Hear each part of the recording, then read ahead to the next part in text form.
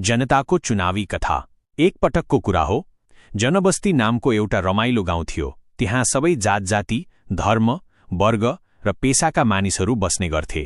तर एकचोटि यस्तो भयो कि गाउँको शासन चलाउने राजा वृद्ध भए। उनले भने, अब नयाँ नेता छान्नुपर्छ, जनताले आफै रोज्नुपर्छ।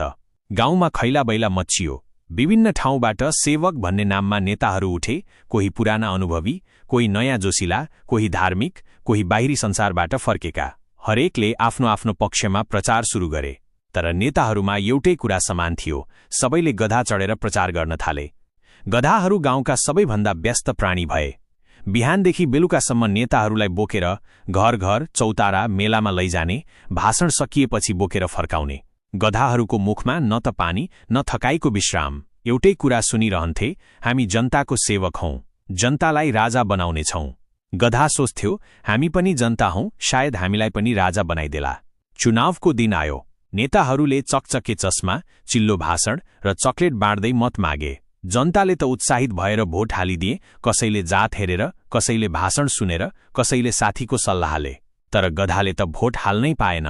मतदान सकिएपछि परिणाम आयो। एउटाले जित्यो, अरू चुपचाप। जित्ने नेताले भाषण दियो, अब मेरो काम जनतालाई सेवा गर्नु हो, म तिमीहरूको गधा बन्नेछु। गधाहरूले सुनिरहे, यसपटक केही हुने होला भन्ने आशा जाग्यो। तर 7 दिन नबित्दै नयाँ नेताले गधालाई झन धेरै काम दिन थाल्यो। यत्रा लैज, बोरा उठाइदे, मन्त्रीलाई भेटाउँ, भाषणको सामान बोक। गधाको जीवन फेरि उस्तै भयो। गधाले आफ्ना साथीसँग भन्यो, हामीलाई त केवल उपयोग गरिन्छ, चुनाव सकिएपछि बिर्सिन्छ। यो राजनीति हामीलाई कहिल्यै परिवर्तन दिन सक्दैन। तर एकजना बुद्धिमान गधाले टाउको हल्लाउँदै भन्यो, नहो साथी, दोष नेताको मात्र होइन। हामी आफैले सोच्न, निर्णय गर्न, आफ्नो अधिकार खोज्न नसकेसम्म हामी केवल चुनावी सवारीमै सीमित रहनेछौँ। त्यसपछि केही गधाहरूले पढ्न सुरु गरे, केहीले प्रचारको समय नेतासँग प्रश्न गर्न थाले, केहीले आफ्नो आवाज उठाए, हामी जनता हौं, हामीलाई बुझेर शासन गर। गाउँमा बिस्तारै परिवर्तन आउन थाल्यो।